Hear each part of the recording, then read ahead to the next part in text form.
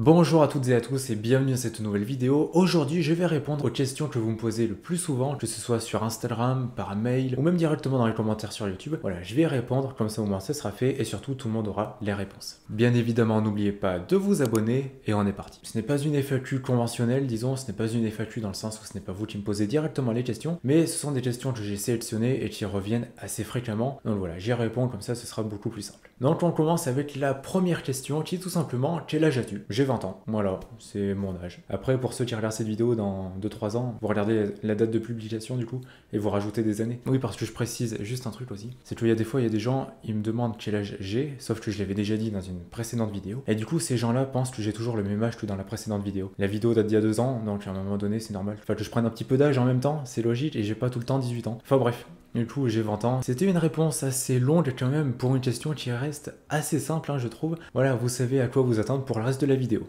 Deuxième question, quelle était la première monnaie que tu as eue? Eh bien, tout simplement, déjà, c'était une monnaie romaine. Et donc, il s'agit tout simplement d'un humus de Constance II.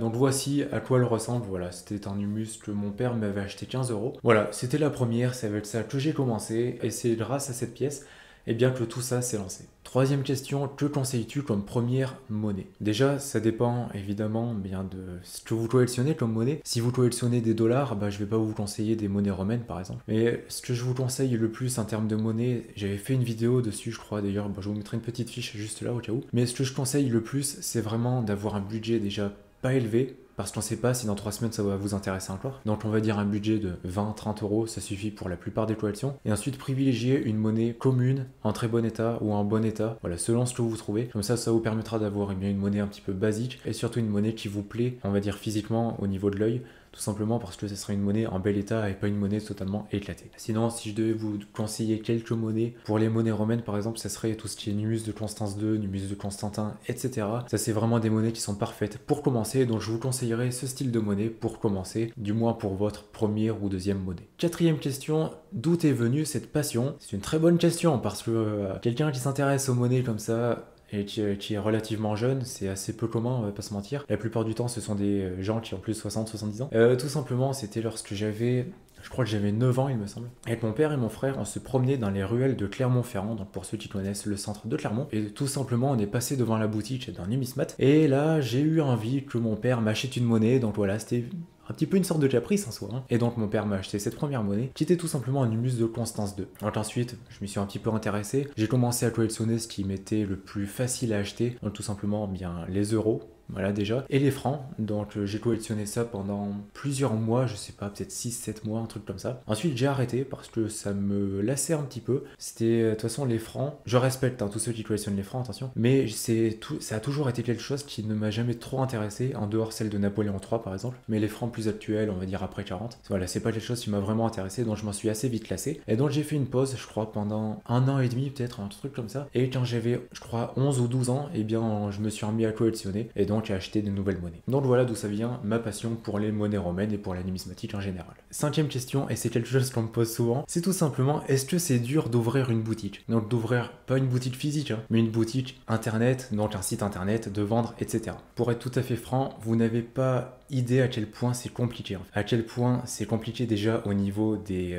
tout simplement de la loi, au niveau de se mettre en règle, etc. C'est un enfer, vous imaginez même pas. Moi, ça m'a pris 2 mois. Il a fallu que je refasse le dossier, je crois, 8 fois, il me semble. Donc c'était vraiment tout un merdier en fait. Et bon, ça en soi, c'est l'administration, ça ne changera pas. Mais à côté de ça, vous n'imaginez pas à quel point c'est dur, aussi bien physiquement que mentalement en fait. Et surtout, lorsque vous vous lancez, faut que vous partiez en fait en vous disant que vous n'allez rien gagner pendant. Allez, sauf si vous commencez avec un gros budget, mais vous partez avec, je sais pas, 1 an et demi, 2 ans sans rien gagner à peu près. Et donc c'est assez compliqué.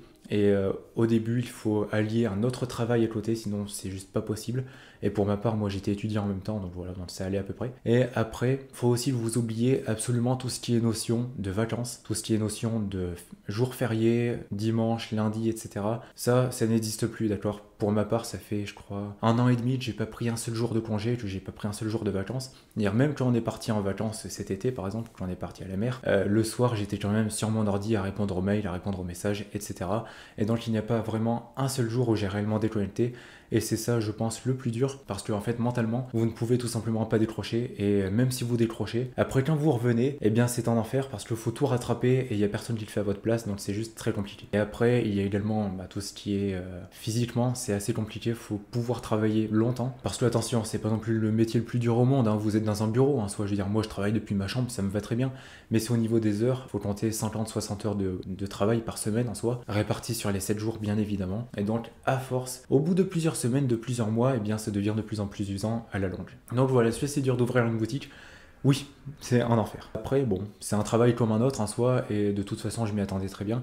Et si je travaille autant, c'est parce que je sais que ça va marcher après. Ça commence déjà à bien marcher en soi, hein. Mais je sais pourquoi je le fais, et je sais qu'il y aura forcément un retour d'ici, et maintenant quelques mois, je pense. Donc voilà, une nouvelle fois, oui, c'est très compliqué de lancer une boutique. Du moins, c'est très compliqué si vous le souhaitez le faire correctement et dans les règles. Nouvelle question, comment avoir une belle collection? Alors déjà, c'est très compliqué bien d'y répondre parce que ça dépend de chacun. Je veux dire, il y en a pour une belle collection, pour eux ça va être 3-4 pièces. Une autre personne, pour une belle collection, ça va être 2-3 000 pièces. Donc c'est très compliqué à dire, mais je dirais qu'à partir du moment où vous avez, je sais pas, une trentaine, une quarantaine de monnaies, ça fait déjà une belle collection, ça fait déjà un petit nombre en soi. Il y a déjà pas mal de choses. Et le plus important dans la collection, c'est pas forcément le nombre, mais ce sont les monnaies en elles-mêmes. Donc je vous conseille surtout d'avoir soit des monnaies communes en très bon état, soit d'avoir des monnaies rares en moins bon état. Évidemment, le meilleur, c'est d'avoir des monnaies rares en très bon état, mais bon, on peut pas tout demander non plus. Et voilà, c'est ça que je vous conseille d'avoir. Et à partir du moment où vous en avez, allez, on va dire 30, c'est déjà pas mal, je pense, pour avoir une belle collection. Après, évidemment, ça dépend de tout le monde, tout est relatif, hein, et vous ne pouvez pas dire que cette collection est nulle,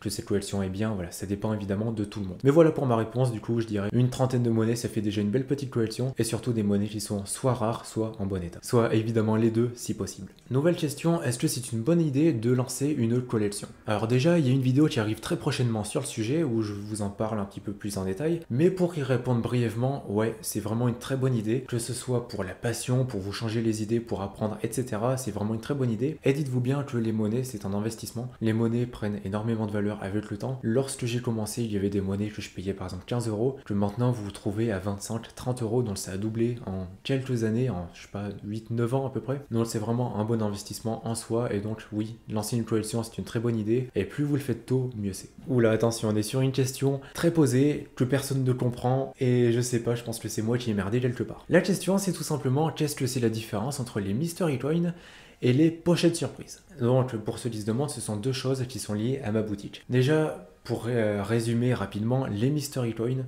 ce sont des objets gratuits que vous ne payez pas et qui sont donc un cadeau dans vos commandes. Et ce sont des pochettes dans lesquelles vous avez une chance sur 10 d'avoir une monnaie romaine et donc 9 chances sur 10 d'avoir une monnaie française. Et donc ce sont des pochettes qui sont données en cadeau dans les commandes, toutes les tranches de 25 euros d'achat. Maintenant, qu'est-ce que c'est les pochettes surprises? Eh bien tout simplement, ce sont des pochettes dans lesquelles il va y avoir une monnaie surprise, d'où le nom pochette surprise. Donc vous allez avoir la catégorie monnaie française, dans laquelle il y a une monnaie française qui se trouve à l'intérieur de la pochette, et il y a la catégorie monnaie romaine, dans laquelle il y a une monnaie romaine, évidemment totalement surprise. Après, dites-vous bien que dans les pochettes surprises monnaie romaine, vous n'allez pas trouver non plus un solidus qui vaut 1000 euros, bien évidemment. Ce sont des monnaies qui valent au moins le prix de la pochette. Et sinon, quel est le but de ces pochettes? Eh bien c'est tout simplement de soit faire une commande et vous ajoutez une pochette surprise en plus, histoire d'avoir une petite monnaie supplémentaire que vous ne connaissez pas, soit c'est tout simplement lorsque vous débutez, vous ne savez pas quoi choisir et du coup vous laissez le sort en décider. Voilà, sinon pour les différencier, il y a aussi au niveau du design, bien évidemment. Donc là vous avez les mystery coins, c'est écrit dessus, tout simplement un mystery coin, donc là vous pouvez pas vous tromper. Et ensuite ici vous avez du coup les pochettes surprises, donc là les monnaies françaises, et ici les monnaies romaines. Là pareil, c'est marqué dessus monnaie française ou monnaie romaine, voilà, selon la catégorie que vous choisissez, bien évidemment. Donc voilà, et d'ailleurs n'hésitez pas à me dire dans les commentaires, est-ce que vous souhaiteriez que je fasse d'autres pochettes surprises, par exemple sur les monnaies royales, les monnaies féodales, etc. Voilà, je verrai ça pour les mettre en place. Sinon pour les pochettes de monnaie romaine, il n'y en a plus actuellement en stock, mais je vais bientôt en refaire dans les prochains jours, donc voilà, dès qu'il y en a des nouvelles, je vous en parlerai sur Insta. Nouvelle question, et j'y réponds limite dans toutes les vidéos, mais à chaque fois on me repose la question, c'est tout simplement, est-ce que tu fais de la détection? Non, je ne fais pas de détection, j'en ai fait. C'est vrai, il y a bien 400 ans maintenant, ça commence à dater, mine de rien. Et ouais, avant j'en faisais lorsque j'avais un peu le temps et tout ça, l'après-midi et tout. Et donc ouais, j'en faisais un petit peu, alors honnêtement, j'ai jamais rien trouvé d'incroyable, je crois que j'ai jamais trouvé de monnaie romaine même. Le mieux que j'ai fait, c'était des monnaies royales, mais c'est tout. Après, j'y allais pas non plus toutes les semaines, hein, c'était peut-être une fois par mois, et encore, je suis gentil. Et donc, depuis, par manque d'envie, par manque de temps, etc., et bien tout simplement, j'ai arrêté, et ça fait, je crois, ouais, 4-5 ans que je n'ai pas fait de détection. Donc, une bonne fois pour toutes, non, je ne fais pas de détection. Nouvelle question, et désolé, mais c'est une question qui me fait énormément rire lorsqu'on me la pose en fait. C'est tout simplement, est-ce que tu as un site internet? Oui, j'ai un site internet du coup qui s'appelle empiredesmonnaies.fr. Voilà, je vous le case ici, vous pouvez le voir, le lien est dans la description éventuellement. Mais ouais, du coup, c'est une question qu'on me pose régulièrement. Je ne sais pas pourquoi. Je passe mes journées à en parler sur Instagram. J'en parle dans toutes les vidéos aussi, donc je ne sais pas, mais bon. Pour ceux qui ne savaient pas, j'ai un site internet qui s'appelle empiredesmonnaies.fr et dessus, bien évidemment, vous avez des articles de blog pour vous aider lorsque vous commencez, etc. Et surtout, vous avez une boutique sur laquelle vous pouvez acheter directement des monnaies. Donc vous avez des romaines, des féodales, des royales, etc. Bon, je vais pas vous faire toute la présentation, mais en gros, voilà ce que vous pouvez retrouver sur le site. Et une nouvelle fois, il est dans la description, il faut bien que je me fasse un petit peu de pub quand même. Mais voilà, du coup, pour cette question, oui, j'ai un site internet, bien évidemment. Nouvelle question, et une question que l'on me pose de plus en plus, hein, c'est pourquoi est-ce qu'il n'y a pas de monnaie haut de gamme sur ta boutique? Donc tout simplement, par monnaie haut de gamme, hein, je vais parler des sesterces en très bon état, des aureus, des solidus, ou des monnaies royales en très bon état ou qui sont rares, etc. Donc vraiment des monnaies chères en très bon état, et tout ça, vous avez compris. La réponse est simple, c'est que ça se vend moins bien déjà de base en fait. Si vous avez un aureus à vendre à 5000 €, bon 5000 €, il n'y a pas beaucoup de gens qui peuvent dépenser une telle somme en fait, ce qui fait que ça se vend beaucoup moins bien, et donc c'est compliqué à vendre forcément. Deuxième raison, c'est que une monnaie à 5000 €, bon vous vous en doutez, je vais l'acheter quand même moins cher que 5000 € histoire de me garder une marge, hein, ce qui est logique, mais c'est une monnaie que j'ai quand même bien payé, et c'est de l'argent qui va être bloqué pendant peut-être 1 an, 2 ans, 3 ans, et donc c'est de l'argent sur lequel je n'aurai pas accès en fait, tout simplement. Donc c'est pour ça que dans l'immédiat je me concentre pas trop sur les monnaies haut de gamme, parce que c'est entre guillemets un risque, ou du moins c'est beaucoup moins rentable sur le court terme que des monnaies plus petites, en moins bon état et qui se vendent beaucoup plus facilement. Autre raison, lorsque j'ai créé mon entreprise, je suis parti avec très peu d'argent en fait. Et parce que tout simplement j'étais étudiant, hein, vous connaissez probablement la vie d'étudiant, c'est pas la situation la plus riche, hein, on va pas se mentir. Et donc j'ai commencé avec ça, depuis je n'ai pas réinvesti d'argent dedans, et donc j'ai commencé avec vraiment quasiment rien, ce qui fait qu'aujourd'hui je peux commencer à me permettre d'acheter des monnaies plus importantes et de meilleure qualité, mais avant ce n'était pas le cas, et ça a été comme ça pendant de nombreux mois, parce que voilà, tout simplement j'avais pas l'argent pour. Et même si j'ai vu l'argent, c'était pas une bonne idée parce que comme je vous l'ai dit, c'est des monnaies qui vont prendre du temps à se vendre, et surtout, je veux dire, je pouvais pas me permettre d'attendre, je sais pas, de bloquer, je sais pas moi, 3000 € dans une pièce et d'attendre 1 an qu'elle se vende, parce que sinon pendant ce temps, moi, j'allais pas pouvoir acheter autre chose. Donc voilà, c'est pour ça que c'est compliqué d'allier les deux en fait, et surtout au tout début, lorsque j'avais absolument pas d'argent, je pouvais pas me le permettre tout simplement. Voilà, mais ne vous inquiétez pas, il y en a de plus en plus qui arrivent, et ça nous amène justement à la nouvelle raison, c'est que des monnaies, des belles monnaies et des monnaies un peu haut de gamme, il y en a qui arrivent sur le site, hein, mais ce sont aussi des monnaies qui vont se vendre très rapidement. Donc je m'explique, oui, juste avant j'ai dit que ça mettait 3 ans à se vendre, et maintenant je dis que ça se vend rapidement, tout simplement parce qu'il y a des monnaies, par exemple je prends l'exemple d'un aureus ou d'un solidus, ça va mettre en 1 an à se vendre peut-être, tandis que si vous trouvez un beau denier à une centaine d'euros, ici potentiellement vous pouvez le vendre très rapidement. Et ce style de monnaie, c'est les monnaies évidemment les plus rentables, mais les plus difficiles à trouver je trouve, et donc ce sont ce style de monnaie que régulièrement on me demande en fait, mais lorsque j'en ai, eh bien elles partent vite en fait. Et la plupart des gens qui me disent ouais pourquoi t'as jamais de belles monnaies et tout ça, tout simplement parce que il y a des fois en 2-3 heures elles sont parties, et ces gens là la plupart du temps qui me disent ça, eh bien ce sont des gens qui vont aller sur le site une fois par mois peut-être, donc ouais, si tu y vas une fois par mois, il y a des chances que tu ne trouves pas ce que tu veux, c'est normal. C'est pour ça que lorsque je fais un nouveau lancement, si vous êtes abonné à la newsletter, eh bien forcément vous recevez un mail au moment où les monnaies sont mises en ligne, et si vous êtes abonné sur Instagram, évidemment je poste des stories, je poste une publication pour avertir tout le monde que des monnaies sont disponibles. Donc voilà, c'est pour toutes ces raisons qu'il y a